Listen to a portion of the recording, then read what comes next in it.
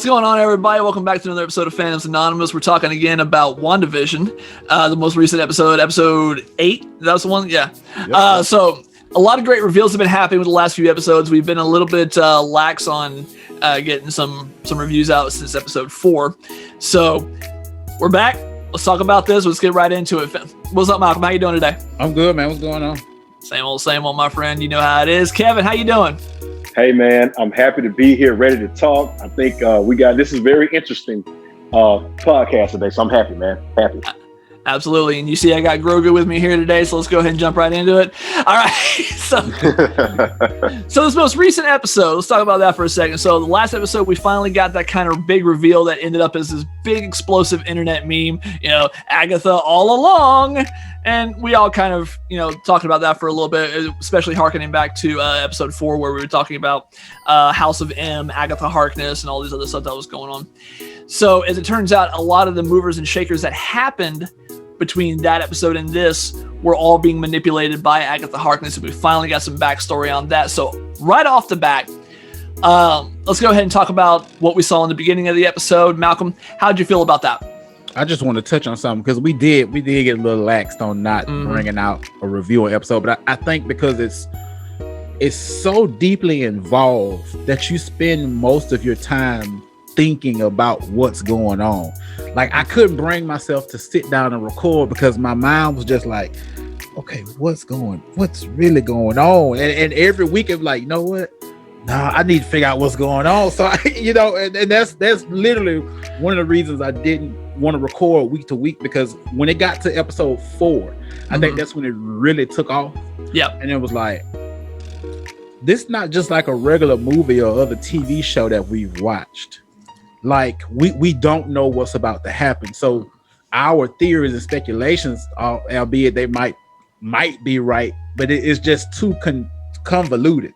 But to what you said about episode 8, going off in the beginning, I absolutely loved it, because what the MCU basically did was told us this is real magic now. Like, I was talking to Kevin the other day, and what Doctor Strange does is so close to the scientific parts or whatever, but no, the MCU has just introduced us real spells, real incantations, magical dialogue, runes, protection spells, that real deal magic stuff that we see in stuff like Sabrina, the not animated series, but the series we just saw on Netflix, or any other, or Harry Potter, that real deal, like Latin magic, and I think to do that in a TV show, it really don't get no better.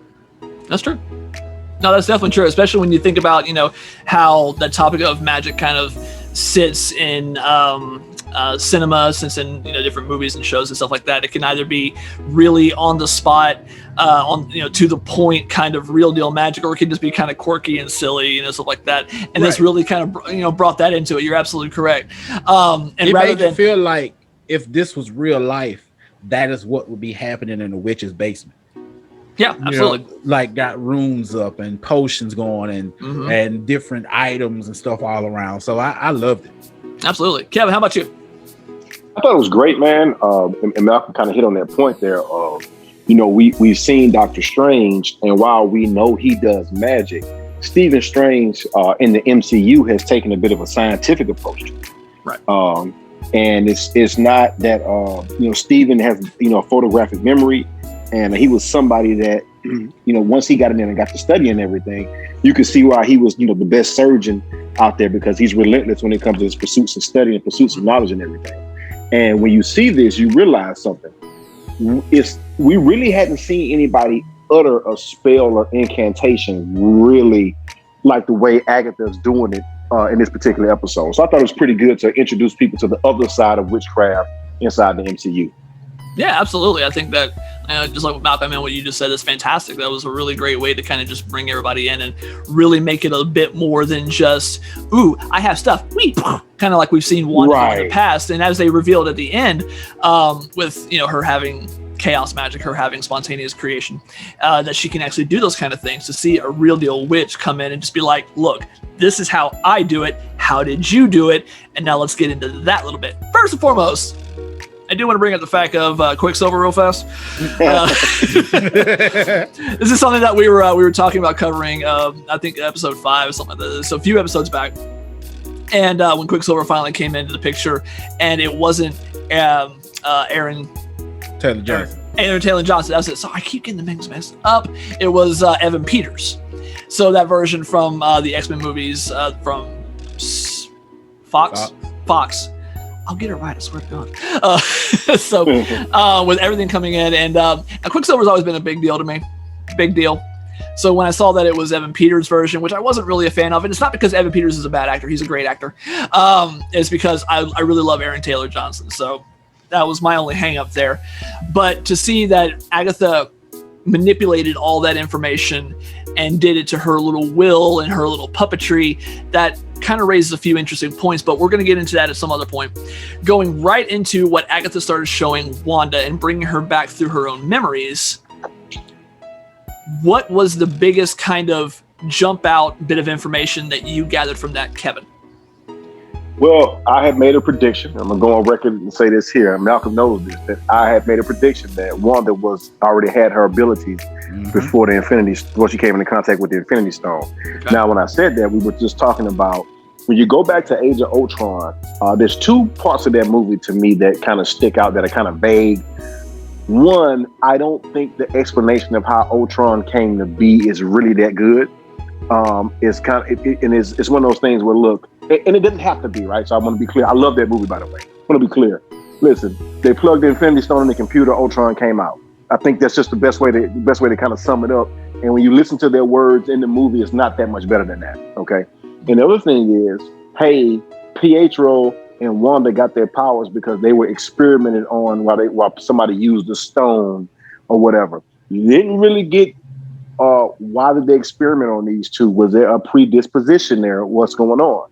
Now, I want to go back to one thing real quick, and is when you go back to Jasper Sitwell, and when they asked him about, hey, all these people that are on this list that Hydra is targeting or whatever, Stephen Strange was on that list before he even went and got his powers. Mm-hmm. And I would submit to you that Hydra may have known that she had a predisposition to be able to do something.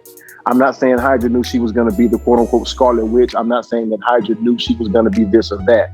What I am saying is, hey, maybe they were like, hey, maybe these are people that we need to see if we can do something with them. So I would, and I know they said they volunteered or whatever, but it's Hydra. There's a little bit more to it than that. So that's just my thing. So that's what stuck out to me was her in the stone. And it makes you wonder what made them, instead of just doing regular tests, what made them say, let's use this stone and see if people react to it? Like, what was the background for that? Like, was it something that had happened prior to, or something that was going on that made them say this stone might turn somebody into something or make somebody do something or whatever? You know what I'm saying? That's another thing I've been wondering, like, what made that group of people in Hydra, those scientists, say we should bring people into this room with the stone and see what happens when they get around it? You know? Right. And I hope one day we get an answer for that. Probably won't, but it makes you wonder, like, what was the idea? Like, if you know you want to go make a hamburger, you know you got to go get a ground beef patty and put it on the grill, and you know what I'm saying, you know that's the steps you have to do. But what made them say we need to get this stone and put it in this room and bring people in this room and see what happens? Okay. Yeah, absolutely. I mean, to that same degree, you got to think back to the first Avenger. You know, what put it in Red Skull's head that, hey, Tesseract, what happens if we use that and make weapon thing go boom, die? Right. Where was that mental process? You know, what kind of experimentation did they go through with the Tesseract to kind of come to the conclusion that it can be used as this kind of weapon? You see what I'm saying? Right. So to that same degree, they take the Mind Stone that's in Loki's staff, and they've seen, and that thing was broadcast all over the place. Of course, everybody saw, you know, what Loki was doing, and so you take that and you realize that his connection to the invasion on New York, and it's like, okay, so what is this stone all about? So yeah, that would be interesting to see, like, what was their mental process. But we do also see a history of that kind of crass experimentation. You know what I'm saying? Right. Going back to an earlier theory, that's actually an interesting point that Kevin brought up that I had, was on the vision, about how that this was not necessarily the vision.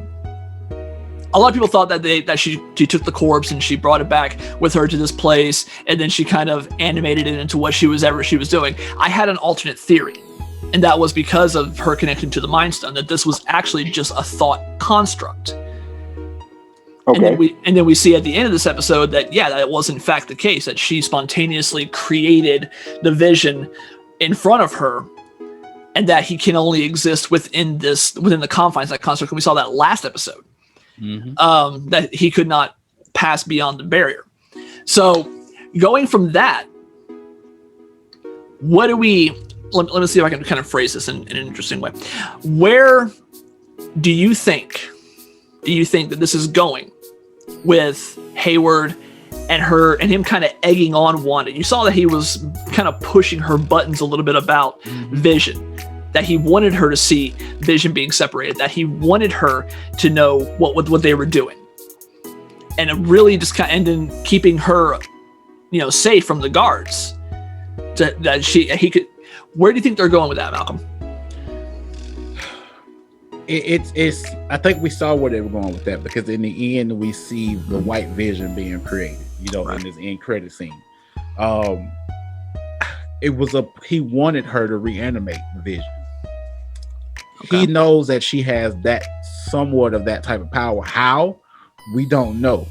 Could he be a ploy from Agatha as well? You know what I'm saying? Just like Agatha made up Pietro, could Hayward be a pawn of Agatha? Now, I'm not saying that Hayward's not a real person, but could he be a pawn? Because you gotta look at the two statements that were made by both Hayward and Agatha. It's okay, Mom, you could do anything. Could you bring him back to life? Hayward makes a statement, we want to keep him away from somebody that could possibly bring him back online. You know what I'm saying? Like, yeah. Why would those two statements said by those two people? And then that shows us right there Agatha trying to see what Wanda could do. It brings a whole lot of other things into play and into question, like going back and looking at Agatha, saying, you want me to do that again? It just brings, so that's why I couldn't record, because it just so many things bring so many other things up, and it brings something else up, and then you just sitting there stupid, trying to figure out what's going on. You start getting into spepeculation. You start to sit here literally thinking out loud, like, wait, hold on a second. Did that just happen? Hold up. Oh my God. And you start rationalizing on camera. Yeah, that's what happened. Kevin, what about you, man? Well, I think this is the deal. I think we have a couple different agendas at play here. Mm-hmm. And I think Hayward, for all intents and purposes right now, I do not believe Hayward to be anybody other than the government guy right now. Okay. And what I think his motivation is that you have to go back to me. You go back to the scene where he says he was talking to Monica. He was talking about what they had to do to keep the lights going and kind of how it was once everybody got snapped or whatever. Right. I'm of the mindset of that in that 5 years that he was there and people were gone, he had to hold it down, and it changed it. And they realized that we had all these threats across the world and everything, and we need to get better at protecting ourselves, because there was nothing we could do to stop Thanos or the children of Thanos or anybody, right? Right. And the Sokovia Accords didn't work because the superheroes, for the most part, said, no, we're not going to operate with you guys. So this is him trying to plug that hole, so to speak. So I think that's kind of what the deal is with Hayward. I'm on line with both of you guys that he was trying to coax her into doing something to see if they could bring the Vision back online. And I'm gonna say this, I'm gonna leave a back door. I would not be surprised if we find out that he knows a whole lot more than he's letting on. He's already lied about what she did with Vision's body. And then he sent Monica there for a reason. And I haven't quite figured that out, why he sent Monica on that mission, but there's a reason why he sent her there. Oh, the devil is in the details on that one for sure. Yeah. Yep, absolutely. So you don't buy. So just going with the whole day, he is the government guy. You don't buy into the fan theory that he's Mephisto. I don't buy into that theory because I kind of feel if he ends up being Mephisto and they don't give us some type of other reason, an alternate plan of what he's doing, I think it's rather dumb for Mephisto to play the long game like that, unless there's a reason why. Like for me, if the whole reason is he needs to facilitate this whole thing so Wanda can have a kid so he can do something or whatever, then that may be a little bit different. But it just seems like Mephisto is that's a reach for me. And I feel like if anybody's gonna be Mephisto, it's gonna be that damn rabbit.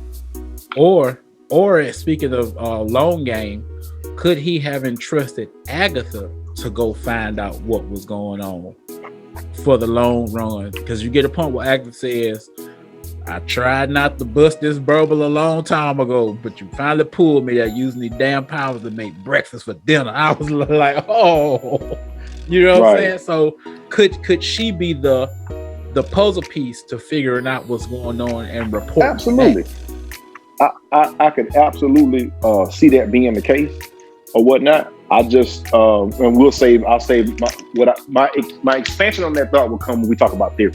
So I'll wait to the end. Okay. Well, actually, let's go ahead and do that, since that pretty much wraps up that episode for the most part when you start talking about what she went through, going back through her memories, and we start seeing how she, or what brought her to the idea that she created the Wandavision necessarily. The episodes, we see where her background comes from with old sitcoms and things like that. How they kept her comfort in times of war, in times of loss. And we see how she went from being a kid and still loving them even when she was an adult, living in the Avengers headquarters. So at the very end, as Malcolm said, we see the White Vision. We see him come online. We hear Hayward say that all we needed was a little bit of the power from the source, and we were able to repower him and repurpose him. And we see him wake up and he's looking at himself and he's like, okay, the real Vision returns somewhat. We'll see how that plays out. Speculation on, things like Mephisto and things like Agatha and stuff like that. Where do we see perhaps this whole thing wrapping up and correlating at the very end? Malcolm. You're going to have White Vision continue on throughout the MCU. Okay. Just being the blank robot. Of course, that's exactly what happened in the comics. When they brought Vision back, they put it back together, he was just this white Vision. You also might see that same Vision go somewhere into the multiverse and get his body back, or get a different body. You know what I'm saying? I really think that's where they're going with that. It just makes sense. You don't create this White Vision and then just don't do anything with him. So I think that character Vision is here to stay. We are going to get an epic battle next week. Who's all going to be in this battle? It is unknown at this point, but I do believe White Vision will be in that battle. The kids, because there's already a picture going around from the episode 9 where you got Billy and Tommy and Wanda and Vision. They're like in a superhero stance, almost similar to the Incredibles. So who all is going to be a part of this battle? I don't know what other stuff is going to be on Earth. When does Doctor Strange show up? Because that has to happen. I'm excited to see what happens next week. And again, like I was telling, me and Kevin were talking about the other day, people do not expect all your answers to be answered in this episode 9. No, this storyline is going to continue through 4 or 5 different projects. Point blank. Monica's character is going to go through Miss Marvel and Captain Marvel 2. That storyline, the storyline of continuing of Wanda is going to go through Doctor Strange 2, more than likely Agatha as well, sliding through that. It's just so many things, so many pieces that are going to continue on throughout the rest of the MCU. So don't expect this to be a quote unquote series finale and all your answers get answered and all your questions, don't expect that. If you're going into that with that, you're blind. And now I have seen that they're not even in production for a season 2. Right. So that's not even complete. So in true Marvel Comics fashion, it'll start off with this one piece storyline and then it'll branch off into multiple movies. And yeah, which is a fantastic thing to do. It's a great way to continue on the next phase. Kevin, what do you think? Okay, so I'm with you guys. I wholeheartedly believe that you will not get all your questions answered, but there will be any good series to me always answers a lot of questions but ask a lot more, so it kind of keeps you going. So I think that's a hallmark of a good series, and we've been keeping that trend up so far with this one.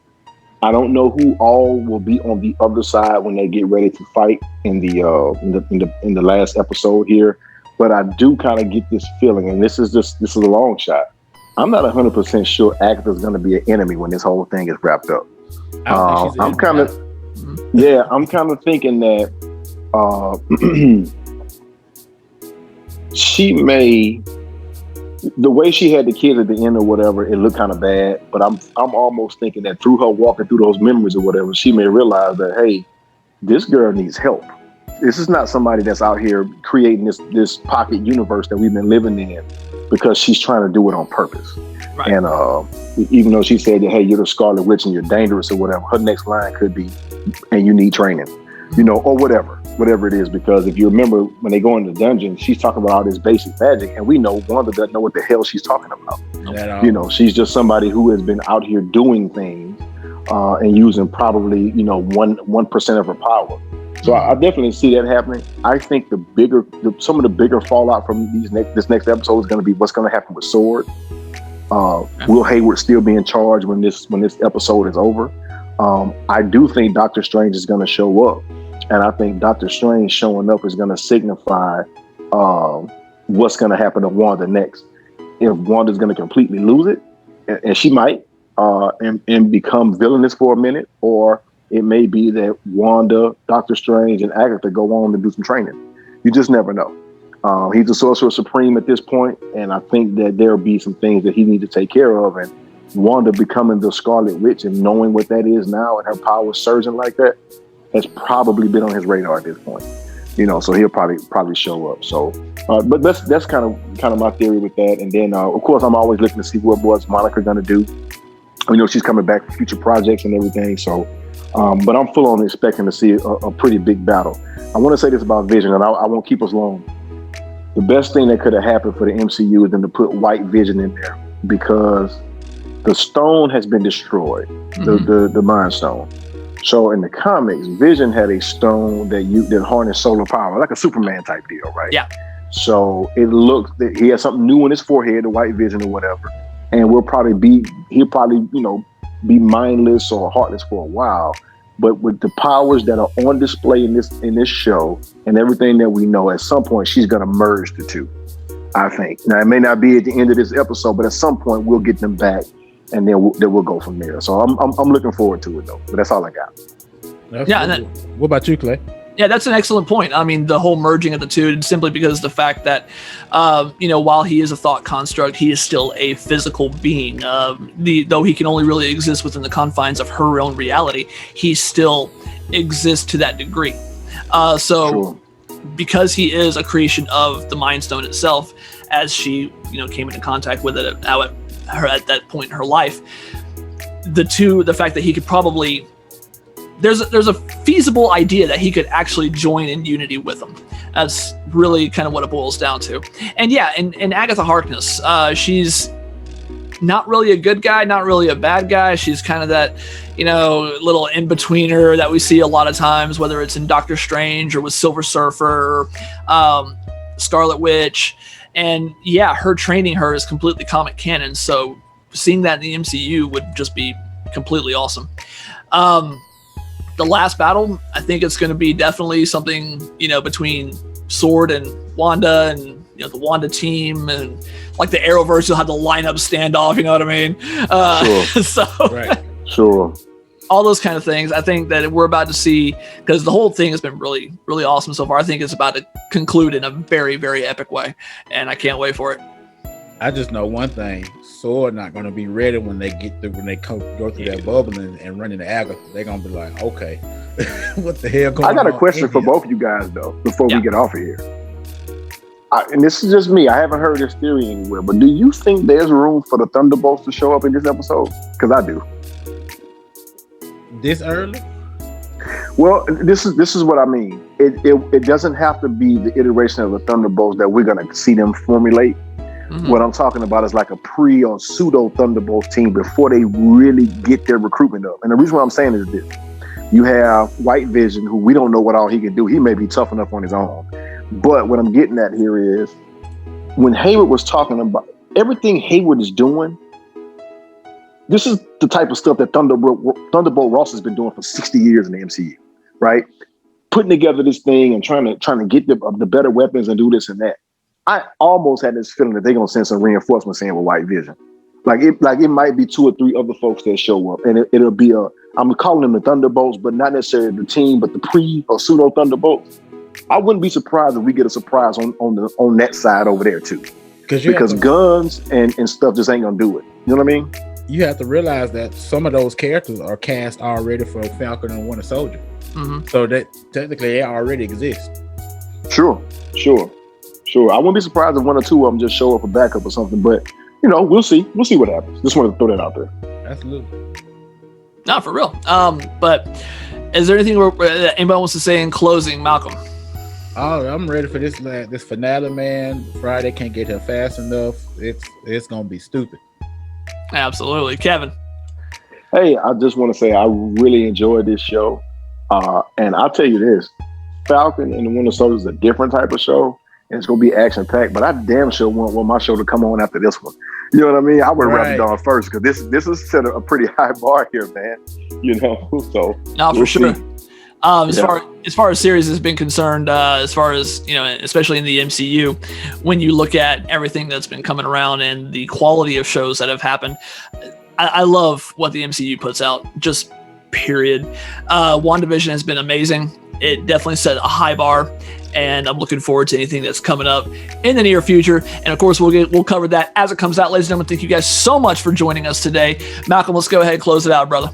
All right, man. You know who we are. Families Anonymous. We in this thing, man. Get ready for this finale. It's gonna be epic. Read your comic books. A lot of y'all out there don't know. Y'all out there just telling folks stuff.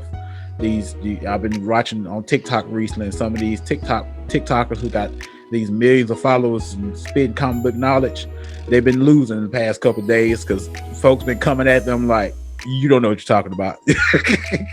So it's getting wild on the TikTok scene for these blanket fashion know it type people. It's been getting wild, man. It's been getting wild. Shots fired. It's been getting wild on TikTok. Like the real people who know stuff and actually know stuff in the background, and these blanket people who they basically just read from an article, and you can tell they read from an article. Preach. Preach. Like this guy, he got all these millions of followers, and he's real painted. And I know I'm going off on a little rant, but he's just real painted. It's real glossy. And he said, WandaVision episode 8 really didn't do anything to progress the story. His comments are, he need to just take that video down. Because if you call yourself a pundit for this type of stuff, and you said WandaVision episode 8 didn't progress the story, you go home, man. Just go home. That's all there is to it. I digress. Just because you got a following doesn't mean you need to be spouting off a whole bunch of mistruths. Oh my God. Stuff straight. It's getting bad. Get it straight.